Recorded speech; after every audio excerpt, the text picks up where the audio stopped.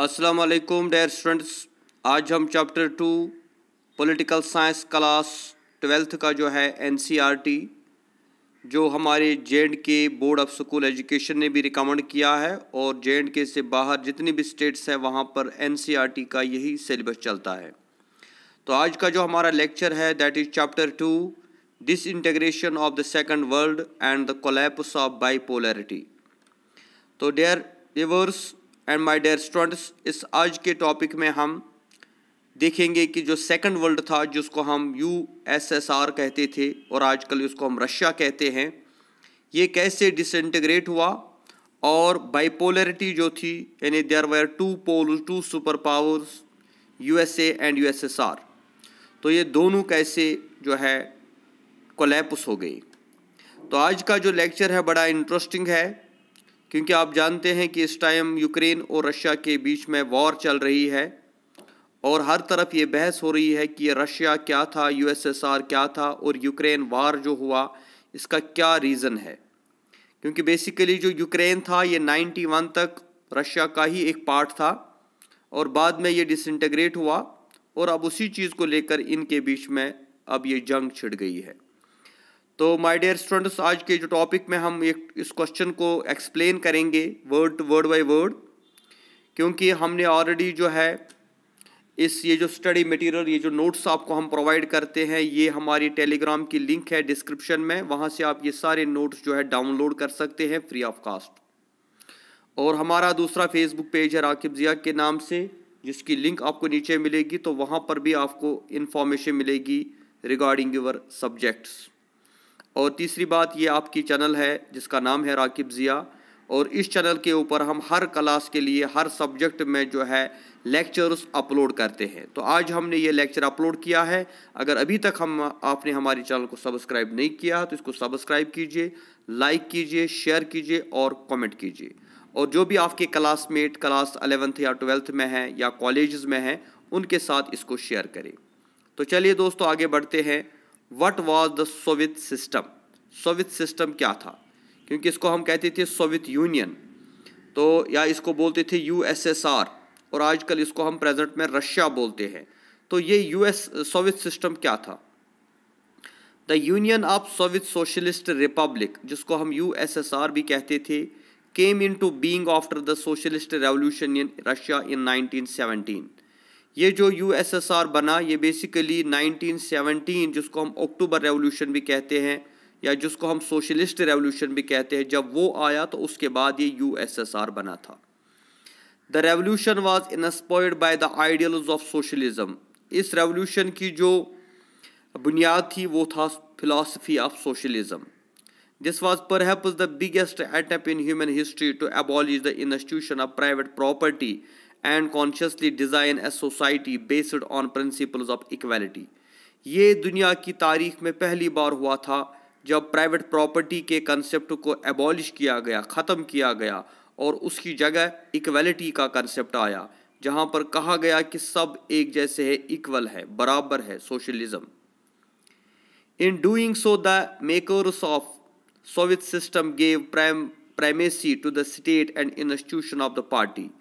असल में इस सिस्टम के अंदर क्या हुआ, ये जो सोवियत सिस्टम बना इसमें स्टेट को ज़्यादा इम्पोर्टेंस मिली और जो पार्टी थी, इस पार्टी को जो वहाँ पे कम्युनिस्ट पार्टी बनी थी उसको भी काफ़ी ज़्यादा इम्पोर्टेंस मिली।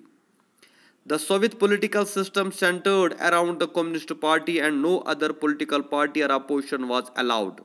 क्योंकि सोवियत सिस्टम में क्या था, यहाँ पे सिर्फ एक ही पार्टी, सिंगल पार्टी हुआ करती थी, कम्युनिस्ट पार्टी, और किसी भी अपोजिशन पार्टी या किसी दूसरी पार्टी को बनने का अलाउड नहीं था।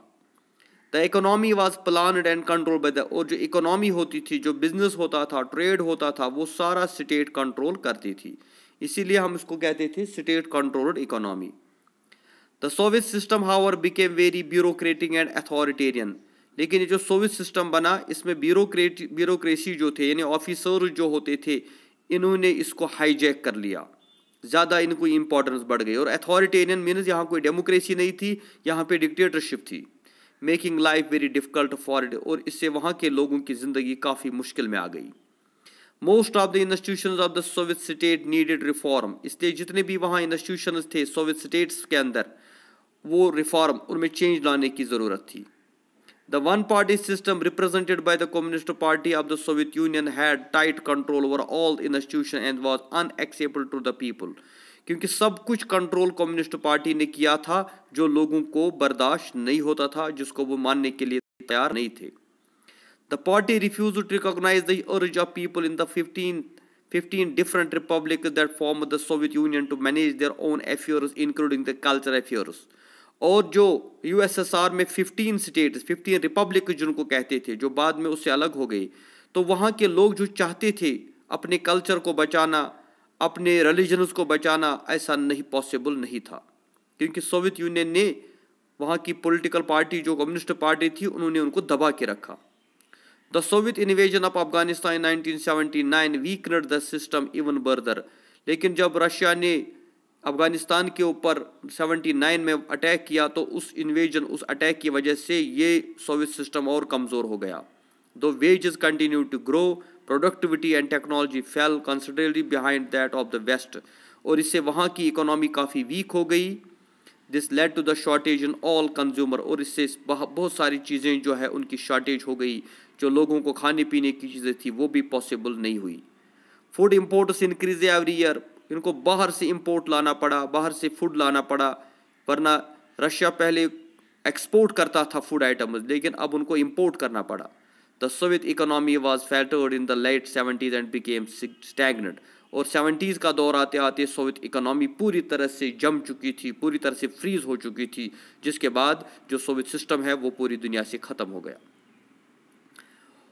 दूसरा क्वेश्चन इसमें आता है, why did the Soviet Union disintegrate, discuss the causes of its disintegration, what were the main causes which led to the collapse of. तो ये बहुत इंपॉर्टेंट क्वेश्चन है, आपको बताना है कि कौन कौन से कॉजेज थे सोवियत यूनियन के डिसइंटीग्रेट होने के। ऊपर हमने थोड़ा पढ़ लिया कि वहाँ पे कम्युनिस्ट पार्टी का कंट्रोल था और वहाँ पे डेमोक्रेसी नहीं थी, जो रिपब्लिक्स थी उनको आज़ादी नहीं थी और कोई अपोजिशन पार्टी नहीं थी, अथॉरिटेरियन डिक्टेटरशिप वहाँ पे होती थी, तो इस वजह से भी वहाँ लोग था और इकोनॉमी वीक हो गई। लेकिन इस क्वेश्चन में हम पॉइंट वाइज पढ़ेंगे कि जो कोलैप्स का असली रीज़न क्या था। The sudden disintegration of the Soviet Union, the second world war was the matter of shock and surprise to the world. ये पूरी दुनिया के लिए एक सरप्राइज था, एक शॉक था, इतना बड़ा सुपर पावर का टूट जाना, गिर जाना, ख़त्म हो जाना। The causes and reason for the collapse were very much inherent in the Soviet system and the Soviet socialist bloc। क्योंकि ये इसके causes और उसके reason जो थे वो इसी सोवियत सिस्टम के अंदर छुपे हुए थे, क्योंकि जो सोवियत सिस्टम था, जो यूएसएसआर था, उसके अंदर बहुत सारी खामियां थी। पहली, economic stagnation. The Soviet system union maintained a huge nuclear and military store which was used to develop and maintain the satellite states on Eastern Europe and the Soviet republics, particularly the 5 Central Asian republics. It led to a huge burden on its economy and resources। जिस तरह आज Russia जो है अपने weapons का experiment करता है Ukraine में, इसी तरह क्या हुआ, जो वहाँ की गवर्नमेंट थी वो सारा पैसा खर्च करते थे न्यूक्लियर वेपन्स के ऊपर, मिलिट्री के ऊपर, जिससे उनकी इकोनॉमी काफ़ी जो है वीक हो गई। Defective leadership. The most important cause for the disintegration of the Soviet Union lies in the defective। सबसे बड़ा कॉज है कि वहाँ जो लीडर्स थे वो डिफेक्टिव लीडरशिप, वो सही लीडरशिप नहीं थी। जैसे आज हम पुतिन की बात करें तो Putin is not a good leader, because उसके कुछ पर्सनल इंटरेस्ट्स है जिनकी वजह से वो इस वक्त रशिया को जो है परेशान कर रहा है। In Soviet union no differences was considered between party and government. The leader of the party was considered to be the leader of the government and the state. तो वहाँ पे क्या उस दिन था, क्योंकि जो पार्टी का लीडर होता था वही गवर्नमेंट भी चलाता था, इसलिए पार्टी में, लीडर में और गवर्नमेंट में कोई फर्क नहीं होता था। Policies of Gorbachev. Mikhail Gorbachev वहाँ जब प्रेसिडेंट बना तो उसने कुछ नई पॉलिसीज लाई, तो उस वजह से भी सोवियत यूनियन जो है वो डिसइंटीग्रेट हुआ।